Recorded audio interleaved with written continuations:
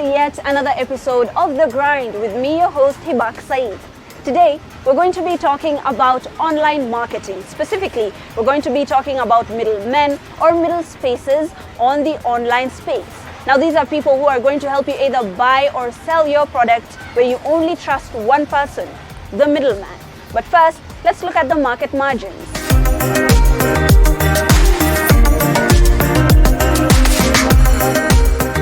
On market margins, Kenya is the 56th largest market for e-commerce, with revenues going into the billions per year. This is mainly propelled by the fact that internet penetration is a little over 40%, where the youth are the savviest internet demographic. So where does this place traders? Well, the revenue compound growth, which is essentially the growth rate of money accrued from the internet in general, stands at an average 6% annually. Therefore, it is a solid platform to base your business on, in case you want to venture through it, assuring you of a wider outreach than sticking to physical spaces for trading. Kenyan online market, from these numbers, contributed to the worldwide growth rate of 9.6% in 2023. With the 5 leading markets being electronics and media, which account for 41.8% of total revenue, followed closely by fashion with 34.3%, toys, hobby and DIY with 11.8%, while furniture and appliances stand at 7.2%, and food and personal care with the remaining 4.8%. Now, online marketplaces are not necessarily a foreign concept. Often, individuals engage in the buying and selling of items on social media platforms and not full-fledged websites for trade. However, it is often recommended to have a corresponding website for authenticity and validity.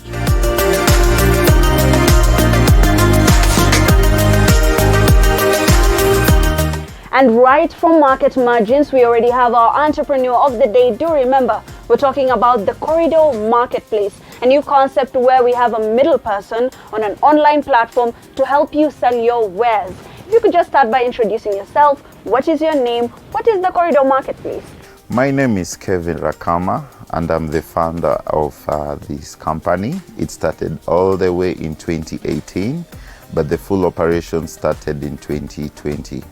So basically we are just a bridge. We bridge between houses for those who are interested to sell household items and those who are interested to buy. Yes. And being the bridge in this particular concept, a lot of people usually have some wares that they would like to either get rid of or that they would like to sell. Why did you feel like online is where exactly this business should be on? I can go right back from how it started, because there's a time I had a challenge and I was looking for a market for some items.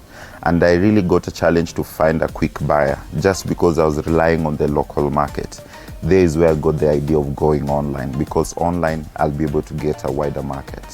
So that's how I ventured into the online space, and luckily everything is turning out to be digital. I decided to go full force. Being a middle person or being a middle space, now that we're already trying out this new concept, can be a bit confusing for people who are already looking to find this middleman. Yeah. When you're trying to make sure that people know that you are an authentic site where I can give you my things and I can, depend on you to sell them for me and give me back the money, how would you sell this trustworthiness?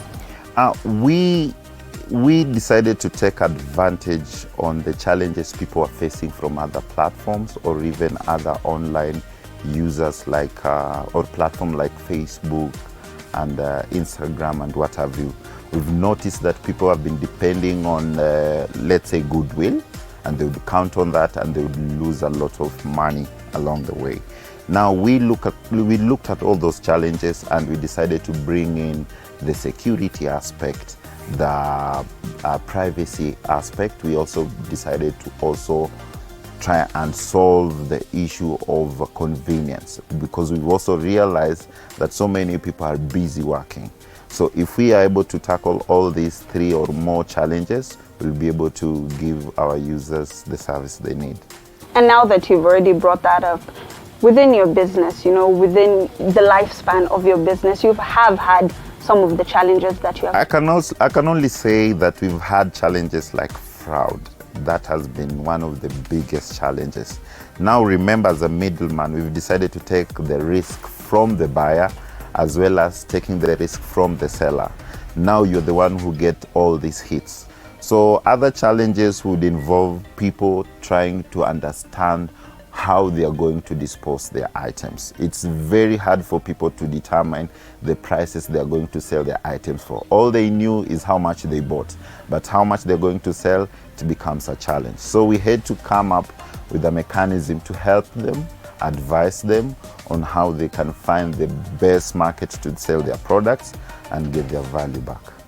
Online, marketing is a thing that a lot of people are taking up, and some businesses feel like influencer marketing is the most, important way, or it is the most efficient way to sell your things on the online space. As Corridor Marketplace, now that you're growing, you're a couple of years old, you're already established this sort of trust with the people that you've been operating with. What would you tell these people? For those who sell via influencer, it depends, because it's kind of a challenge to pick from the seller who decides to sell just because they want to sell, and there are those people who'd want to buy from people who already know more details about the items they want to buy. So for instance, you want to buy a TV, you want to know the specs, you want to know how it works, you want some explanation. And remember, these second-hand items, they don't even have the manual. So basically, when you're selling to someone, you have to explain.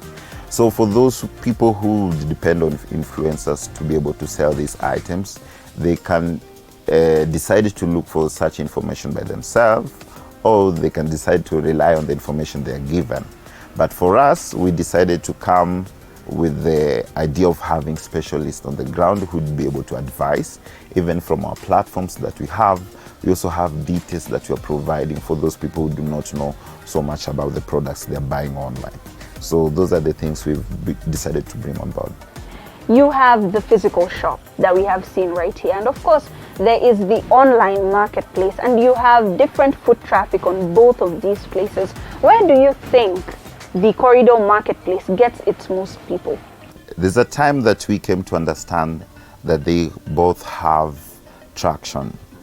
After we started the physical shop, and these people were requesting that they wanted to see the items by themselves. They wanted to test.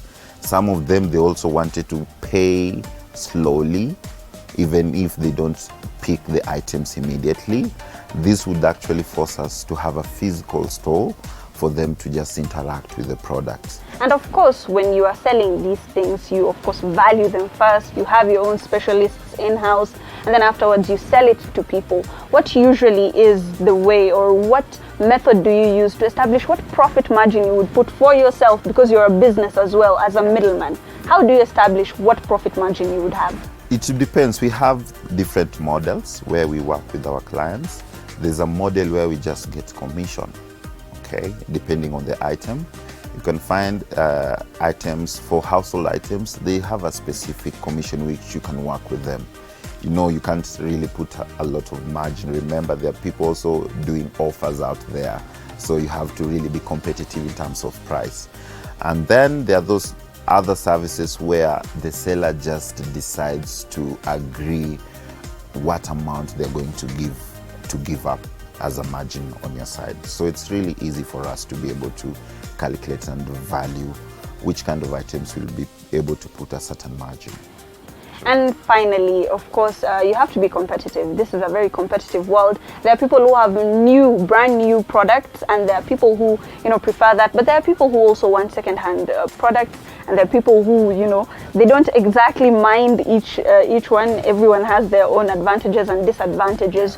What exactly do you do to have an edge against, people who are selling either brand new items, or people who are doing second-hand selling as well? This is a funny story. Ever since we started, we've been converting people. So for those people who the first time they decide to sell through us, they decide to consider us whenever they are purchasing. They came to realize that when they were buying these items, it was very expensive. Remember, there's tax in it, there's a lot of cost incurred in that. But now when you buy these items which are pretty new, slightly used, they can really buy at a huge margin. So they're able to save a lot. So when they are selling, they'll be like, oh, next time I'd rather consider buying from you guys because I can see the items are really in good condition. What would you say is the future of online selling, being a middleman or a middle space online? I would say the space is really huge. The market is also huge. And anyone who really wants to get into this space is more than welcome. Although my advice would be there are a couple of hits that you really need to be careful with in terms of security, in terms of privacy. You also have to understand the policies which are set by in Kenya. So these are the things which you keep in mind whenever you're trying to do such a business, especially online. And for those people who are looking forward to do business, let's say from social media, it's better to also understand the market very well. So there's where you can be able to flow smoothly with the market and let the customers understand you. And it's important to always ensure that you adjust not only with the market but also with innovation and upcoming technology. What exactly could you use for your business when you're trying to sell things online or when you're selling them from a physical shop? That was our Entrepreneur of the Week. We go for a very short break. We'll be right back.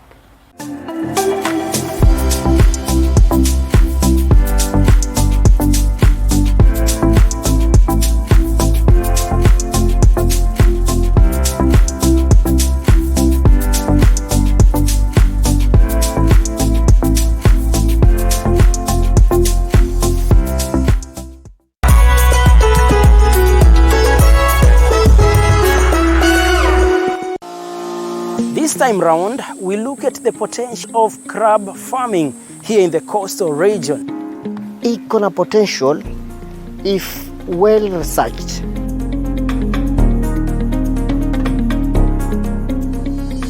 This is a commercial enterprise and that needs to be a return on investment. The market linkage is dynamic.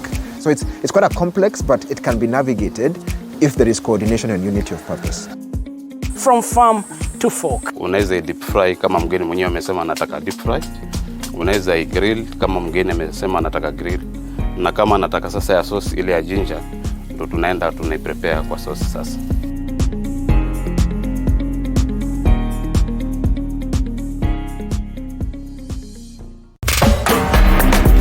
Radio 47 tuko nawe mchana kutwa na usiku kucha.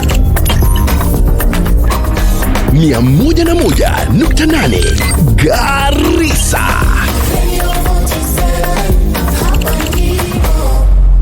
Tunavuma na bado.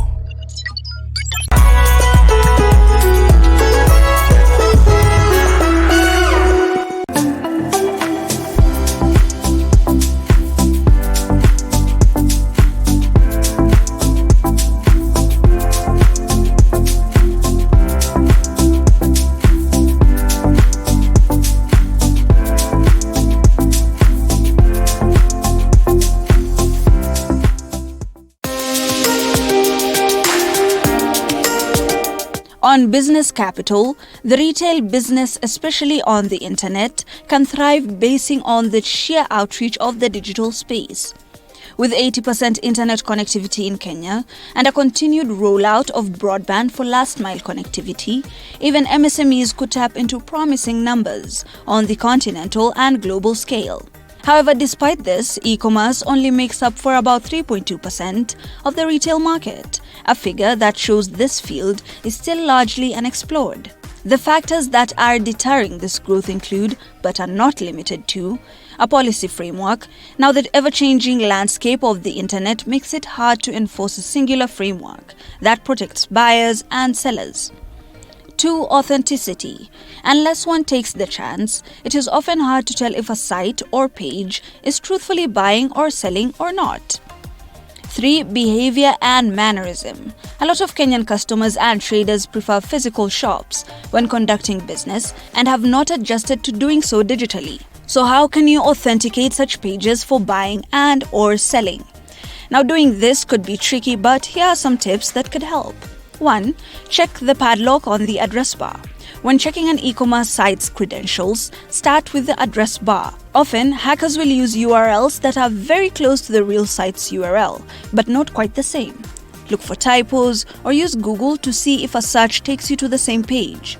Also, look for a padlock icon in the address bar. You can click on the padlock and look at the drop-down menu that provides information, such as if the site has a valid certificate like SSL, which is verifying that the web address belongs to the company, how many cookies are in use, other site settings, and whether your information is safe when sent to the site. Now you can use the Google Transparency Report. Google's safe browsing technology crawls through billions of web addresses every day on the lookout for unsafe websites. The technology discovers thousands daily, often legitimate sites that have been compromised. Warnings for unsafe sites pop up in your browser and on the Google search engine. You can also search specific URLs to see if a site has been compromised. Now you can check the company's social media presence. It's worth checking a company on social media to see if they appear to have a genuine following and legitimate posts. Here are tips on spotting fake social media accounts, including those on LinkedIn, Facebook, Twitter, and even Instagram. Now you should look for accounts with poor or no content and stock or recycled images. You can look out for poor engagement with followers, a lack of transparency about who runs the account, phony reviews, or links to phishing scams and malware. You can also review the company's contact info. This is another way to test the legitimacy of an online retail store and to check its contact information. Does it have a physical address, a phone number, and an email contact? Does the email address on the contact page have the company domain name on it? Or is it generic, like maybe a Gmail address? If you send an email, does it get delivered? You can also analyze the overall look of the website. Now you can check to see if the e-commerce site looks as if it has been professionally produced or whether it has been thrown together. Are there typos, grammar errors, poor quality images, and a sloppy design? Does it have a poorly worded return policy or no return policy at all? All the things that undermine the professional appearance and authenticity of a site should be red flags and should convince you that you're on a scam website. You can also verify if there are company reviews. If the online company is a legitimate website and not a scam site and has been around for a while, there should be authentic third-party reviews from previous customers. Review sites include Google My Business, Amazon, and even Yelp. If the reviews are uniformly bad or, on the other hand, you have another type of problem to confront. And remember, moving your business to the digital space is inevitable, but also promising. Whether you're buying or selling, the internet promises to always give us access to more. Right, and from the details in our business capital, let's focus on our business expert of the week.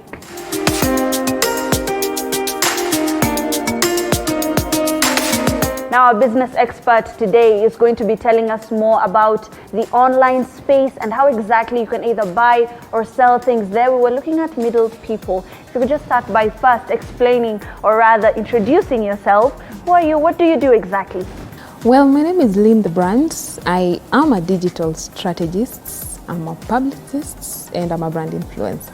Lynn, this week we were focusing on middle spaces or middlemen who work in the internet space or in the digital space. We were looking at an entrepreneur who had decided that they would be selling second-hand items on the internet, and they're connecting buyers and sellers, so they are kind of a middle space. How exactly is this business viable right now when we're in the internet age? Well, actually, I would say that right now, unlike the way we used to do things in the past. In the past we used to be so analog. Now we are heading into the digital space. And the space that we are heading into right now, actually it's a very huge and a very important space. I think it's a high time for people in the business world, people who are, looking at growing their businesses and all that. It's a high time that they start focusing on the digital space, because nowadays a lot of clients are online, a lot of people who are interested. We are on our phones 24/7. We are on our phones 24/7. We are on Facebook, we are on Instagram, we are on LinkedIn, we are on Twitter, so 24/7. So it's I think right now it's a high time, and it's very important for businesses to take that route, because that is the best route to take right now. Lynn, one of the challenges that came up is, the aspect of trustworthiness. You're giving your items to a person that you do not know to sell to another person that you do not know, or you're buying from someone you do not know. These are second-hand items. When it comes to trusting or establishing trust on this particular space, what should entrepreneurs do? Life is about actually taking risks. And sometimes, unfortunately, there isn't that person that you can say, like as a business person, you will trust 100%, But there are some of like small measures that you can take. For instance, you can maybe try and avoid working on your own or working by yourself. Try and have a team. Like try and have someone who can be able to communicate with the people out there, with a person, like a person that is in the middle that can be able to communicate with someone out there, take their details, And if you're trusting someone with your product, or if you're trusting someone with your business, or let me say there's this person that you want to sell something to and you're trusting them with it. Nowadays you have to, the act of putting someone in the middle, someone that can intervene on your behalf, someone that will be on toes, someone that will be checking, okay, has this person paid for this thing? Has he not paid for this thing? We have things like Lipa na M-Pesa, where someone can, pay fast before, you give them your things. Yeah, those are some of the measures that you can take. For our viewers watching The Grind at this moment, maybe there's an entrepreneur who has been thinking of opening a space either on Facebook or on Instagram, and they want to do, they want to be a middleman of some sort, or they want to be a middle space where people can, bring their things and another person could come and buy it from them, and they're trying to establish trust. They're trying to show that they're an authentic site that people can go to and buy things from. How maybe can they, fashion their space or fashion, their Instagram page so that people can trust them? Seeing is believing. Actually, testimonials work so much. I have seen businesses that uses testimonials to just, market what they are doing. So for instance, if I'm a middleman, I would say the first thing that I would work on is to try and get testimonials, maybe from either one person or two people that you have worked with previously. Try and get the testimonials, try and package them well, brand your company, make it look neat, make it look professional, make it look, even if it's the small things like captions, people nowadays ignore captions. They're like, let me just write any caption as long as it goes with the thing that I'm selling, or as long as it goes with, no, work on your captions. There's a way you can package it. There's a way you can package your portfolio, which are your social media platforms, in a way that even me as Lynn, if I'm a client and I go to your social media, I would want to work with you immediately because of the way you have packaged your brand, the way you have packaged your business. And on top of that, you add testimonials onto it. One of the things that we were discussing with our Entrepreneur of the Week is the significance of either having a physical shop in comparison to having a digital space, having both, or not have any, or not just having the physical space altogether and just having a digital platform. What would you say as a digital strategist is the importance of either having both or just having a digital space? I would say it's important to have a physical place as well, in as much as you're doing well in the digital space, because the physical space, I've also seen entrepreneurs who they don't have walk-ins at all. They have a physical space, but they don't have walk-ins. All of their clients are from the digital space. So they use the space to just maybe store their products, and they use it as an office or somewhere where a client can come. Either if a client maybe